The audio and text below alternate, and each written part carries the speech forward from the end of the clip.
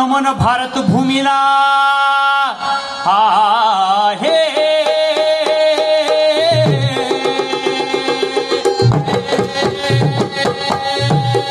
आधी नमन भारत भूमीला संविधानाला राष्ट्र कार्याला ओगुनी सारे एकजूट करू लोकशाही बळकट मतदानाला जाऊन थेट मतदानाला जाऊन थेट मतदानाला जाऊन थेट हजीजी मतदानाला जाऊन थेट हजीजी भारताची लोकशाही भारताची लोकशाही भारताची लोकशाही अशी तुझी नाही शोधून पाही मतदार चेहरा भविष्याचा मतदार आत्मा लोकशाहीचा मतदार राजा भारताचा हजीजी मतदार राजा भारताचा हजीजी मतदार राजा भारताचा हजीजी मतदार राजा भारताचा हजीजी माणसानेच माणसाला गुलामीची वागणूक दिली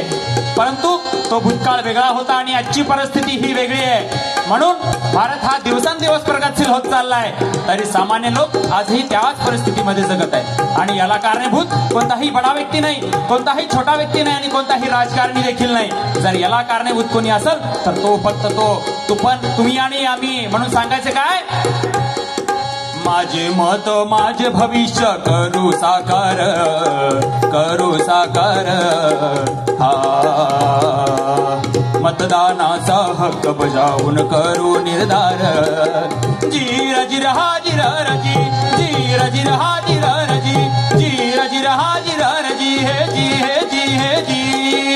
एका मताच्या सामर्थ्याने एका मताच्या सामर्थ्याने घडेल भविष्य हा समृद्धीने वाढेल लोकराजाचा आयुष्य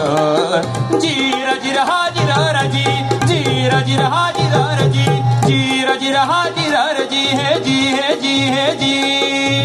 म्हणून पिढ्यानपिढ्या त्यांनी तो भोगलंय परंतु आता सर्वांना समान वागणूक मिळते आणि समान वागणूक घेण्यासाठी पहिले आपण सुशिक्षित हवं आपल्याकडे ज्ञान हवं आपल्याकडे शिक्षण हवं आणि हे तुमच्याच हातात आहे म्हणून अशा प्रकारे शाहिरी डब घुमला आणि तो काय म्हणाला डब घुमला लोकशाहीचा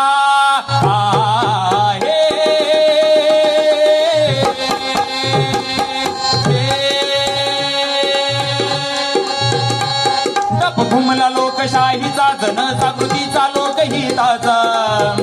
एका मताने राष्ट्र साकार बजावून मतदान अधिकार राष्ट्रशाही पोवाडा गाणार